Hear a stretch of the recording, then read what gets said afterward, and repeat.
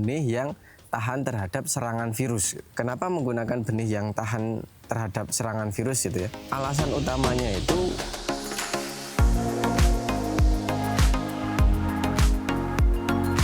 Assalamualaikum warahmatullahi wabarakatuh, sahabat petani semua. Video kali ini kita akan mencoba merekomendasikan atau memberikan referensi terkait pentingnya pemilihan benih khususnya menghadapi musim kemarau. Apa pertimbangan yang perlu kita berikan, kemudian kira-kira rekomendasi apa yang mungkin cocok untuk ditanam di musim kemarau. Video lengkapnya setelah yang satu ini.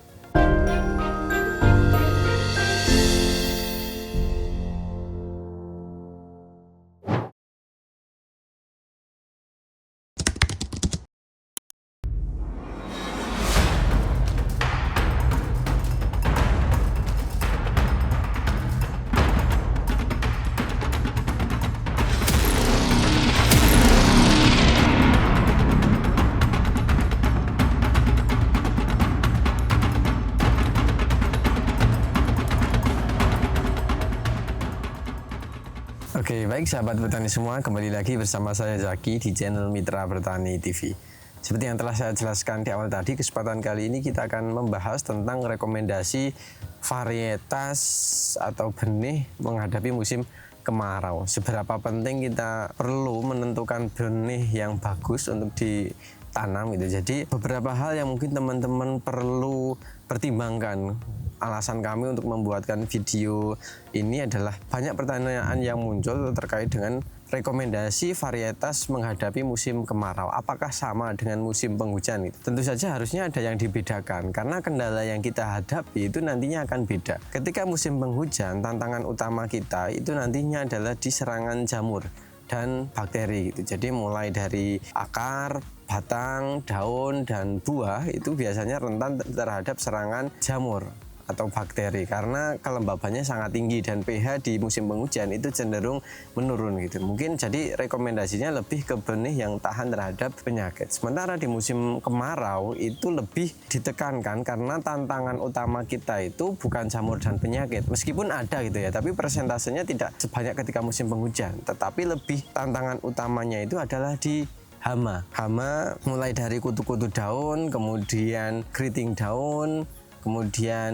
virus gitu ya. Jadi yang salah satu yang sangat krusial itu adalah di serangan virus karena penyebaran hama di musim kemarau itu sangat masif dibandingkan dengan musim penghujan. Jadi yang akan diuji adalah tingkat keriting daunnya, kemudian di serangan virusnya, dan syukur-syukur ada yang tahan terhadap cekaman kekeringan. Itu akan menjadi poin tambah itu. Jadi dua pertimbangan tadi ya. Jadi di musim penghujan dan musim kemarau itu ternyata ada bedanya. Jadi teman-teman perlu jeli ketika berbudidaya menghadapi musim-musim tertentu. Seperti saat ini meskipun penanamannya masih di musim penghujan, tetapi nanti kemungkinan panennya itu adalah di musim kemarau. Jadi tantangan utamanya itu adalah hama, kemudian virus gitu ya. Jadi teman-teman berdasarkan pertimbangan tadi mungkin bisa menentukan kira-kira benih apa yang cocok gitu. Karena apa? Karena benih itu meskipun secara nominal dia hanya sedikit ya, mungkin hanya 5 atau 10% dari total seluruh biaya, tetapi ketika teman-teman salah menentukan bibit itu dampaknya sangat fatal di kemudian hari. Di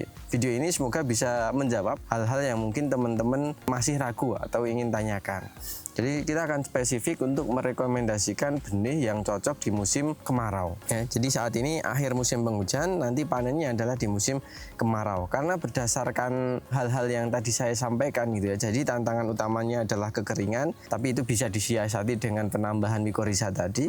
Kemudian yang kedua adalah serangan hama yang bisa berpotensi menyebabkan keriting daun, baik keriting ke atas atau keriting ke bawah. Kemudian selanjutnya adalah di serangan virus khususnya virus kuning itu ya saat ini sudah sangat masif gitu ya, dan di beberapa daerah itu sudah mengalami endemik. Jadi di daerah-daerah tertentu itu sudah endemik terhadap serangan virus. Jadi kalau tidak menggunakan benih yang tahan terhadap virus itu mungkin risikonya sangat tinggi, termasuk di lahan ini gitu ya. Di lahan ini pun juga sudah sangat endemik. Berbicara tentang kendala yang tadi saya sebutkan di awal, itu mungkin saya akan lebih spesifik untuk merekomendasikan benih yang tahan terhadap serangan virus.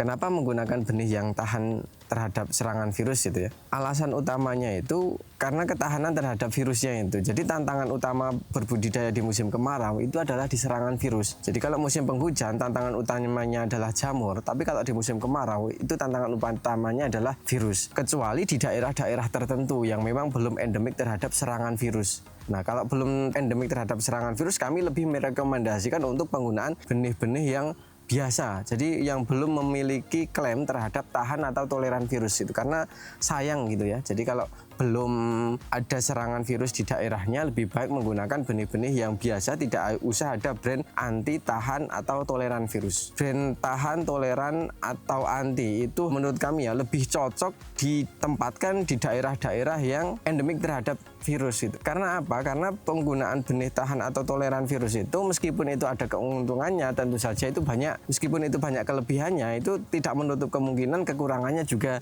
banyak itu. Jadi seperti kita ketahui ya, jadi benih tahan virus itu dia spesifik memiliki ketahanan terhadap serangan virusnya. Tetapi mungkin akan ada beberapa hal di situ yang menjadi kelemahan. Biasanya teman-teman akan mengeluhkan terkait dengan daya tahan tanaman, apalagi di musim penghujan. Biasanya tingkat kelayuan mungkin lumayan tinggi, kemudian busuk batang atau bercak daun juga lumayan tinggi, kemudian kulit buahnya itu kurang tebal, daya simpannya juga kurang kuat, dan lain sebagainya gitu. Jadi banyak sekali tantangan-tantangan yang akan kita hadapi ketika itu ditanam di musim penghujan. Meskipun semuanya itu bisa disiasati gitu ya, tapi setidaknya kita sudah mengetahui dari awal itu kalau kelemahan dari tahan virus itu adalah seperti itu. Kemudian kalau di musim kemarau, kenapa saya lebih merekomendasikan itu gitu ya? Karena dari serangan kelemahan utamanya itu kalau tahan virus itu biasanya adalah di kekuatan terhadap patogen penyakit, khususnya jamur dan bakteri itu yang paling rentan. Makanya lebih spesifik di musim kemarau seperti ini, karena potensi terserang dari penyakit itu lumayan minim dibandingkan dengan musim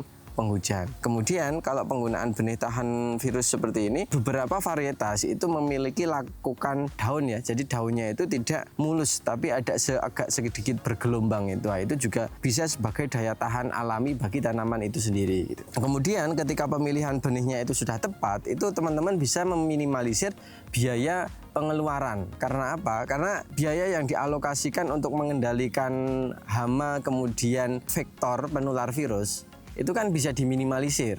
Lebih fokus untuk mungkin pemberian nutrisi saja, karena benihnya ini sudah jelas tahan gitu loh. Jadi mungkin potensi terserang virus ada, tapi persentasenya kan sangat kecil dibanding dengan yang masih biasa. Kalau yang masih biasa itu nanti teman-teman mengeluarkan biaya yang lumayan ekstra untuk menjaga supaya tanaman tersebut tidak terserang hama dan mengendalikan vektor dari penyakit dari virus tersebut gitu ya. Jadi itu adalah keuntungannya. Kemudian seperti varietas yang biasanya kami rekomendasikan ya, Absolute 69 itu dia memiliki batang yang berkayu. Nah, batang yang berkayu itu biasanya ketahanannya itu lebih tinggi, apalagi ditempatkan di musim kemarau. Jadi kita hanya perlu untuk menjaga dalam kondisi lembab saja. Kemudian benih benih tahan atau toleran virus pun juga ada dua tipe ya, ada dua macam, ada yang tegak, kemudian ada yang merunduk. Nah, spesifik di musim kemarau seperti ini kami lebih merekomendasikan ke tipe yang merunduk, karena menurut beberapa pengalaman dari petani yang telah kami jumpai, tonase atau hasil akhir dari buah tipe tegak dan buah tipe merunduk itu kalau dengan luasan yang sama, kemudian sama satu musim, itu produktivitasnya itu lebih banyak yang tipe merunduk gitu. Jadi meskipun nanti teman-teman, oh saya menanam tipe tegak tapi hasilnya lebih banyak juga gitu. Ini hanya pengalaman dari beberapa petani yang telah kami saring gitu ya. Jadi beberapa petani mengatakan bahwa buah dengan tipe merunduk itu secara bobot atau berat di akhir itu lebih tinggi dibanding buah dengan tipe tegak. Kemudian waktu untuk memerah itu juga bisa lebih cepat dibanding dengan buah yang tipe tegak gitu. Makanya kalau di musim kemarau seperti ini kami lebih merekomendasikan benih yang berlabelkan tahan atau toleran virus yang dengan karakter buah merunduk. Salah satunya adalah mungkin Absolute 69, kemudian Angkasa 89 dan lain sebagainya gitu ya. Jadi benih yang tahan dan toleran virus itu sudah sangat banyak beredar di pasaran, tinggal teman-teman keyakinannya yang mana itu. Kenapa kami membicarakan dengan Absolute kemudian Angkasa, karena di musim sebelumnya kami menanam itu dan hasilnya bagus gitu. Kalau yang lain kami belum menanam, jadi belum terlalu berani untuk mereviewnya. Tapi kalau di Absolute kemudian Angkasa 89 itu sudah jelas kemarin kemudian kami tanam dan lagi hasilnya juga bagus dan ketahanan terhadap virusnya itu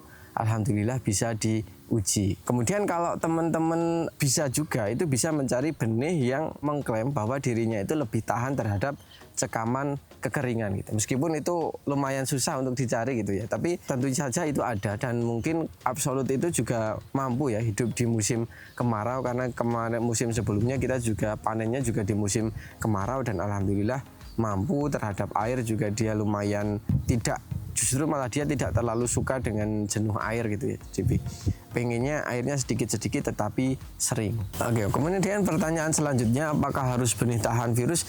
Tentu saja tidak. Ini kembali lagi ke teman-teman gitu. Jadi ketika teman-teman paham daerahnya itu sudah endemik, ya jangan bunuh diri gitu. Meskipun sebenarnya bisa disiasati, tetapi biaya pengeluaran yang kita keluarkan itu harus lebih tinggi. Karena kita untuk menjaga benih supaya yang tidak tahan kemudian menjadi tahan di endemik itu sebenarnya bisa diakali dengan pola pemberian nutrisi yang tepat, kemudian rutin, kemudian pengendalian insek, kemudian hama-hama lain itu juga harus dilakukan secara rutin dan telaten gitu. Nah, biaya yang kita keluarkan itu akan lebih tinggi gitu. Jadi daripada seperti itu, menurut saya lebih baik main aman saja. Meskipun sebenarnya penggunaan benih tahan virus itu dia juga tidak bisa digunakan secara terus-menerus gitu ya. Jadi karena benihnya ini tahan, makanya virusnya dia yang akan beradaptasi sehingga kekebalan tubuhnya itu dia akan menjadi lebih meningkat gitu. Jadi kalau untuk daerah yang belum endemik virus, lebih baik menggunakan benih-benih biasa, mungkin seperti maruyung gitu yang sudah jelas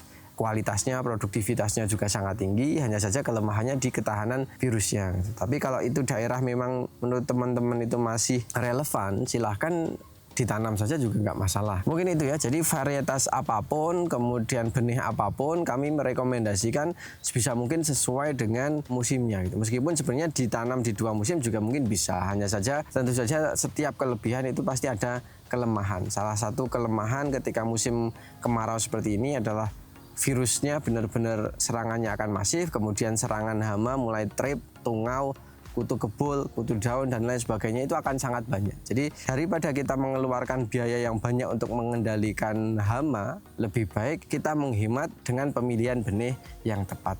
Mungkin itu ya. Jadi kesimpulan dari video ini, perlu kita mempertimbangkan kapan benih yang kita tanam itu akan panen. Ketika musim penghujan tantangan utamanya adalah jamur dan bakteri, kemudian ketika musim kemarau tantangan utamanya adalah hama. Mulai dari trip, tungau, kutu daun, kemudian virus itu yang akan menjadi sangat masif. Jadi teman-teman perlu mempertimbangkan kira-kira mana yang cocok gitu. Kemudian disesuaikan dengan kondisi ketinggian tempat, kemudian lahan sekitar sudah endemik atau belum, kemudian pertimbangan-pertimbangan lain lebih tahan terhadap cekaman, kemudian produktivitasnya seperti apa, kualitas buahnya seperti apa. Jadi mungkin itu ya sahabat petani semua, semoga dengan video singkat ini bisa menambah referensi untuk teman-teman supaya tidak salah dalam menentukan langkah ke depan, karena meskipun benih secara nominal itu tidak terlalu banyak, tetapi secara pengaruh memiliki pengaruh yang sangat signifikan. Tetap semangat, kurangi sambat, Gusti berkahi. Semoga video ini bermanfaat, dan apabila video ini bermanfaat jangan lupa klik like, komen, share, dan jangan lupa subscribe untuk tidak ketinggalan info terbaru dari kami.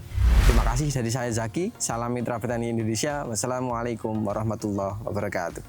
Dan sampai jumpa di video kami selanjutnya.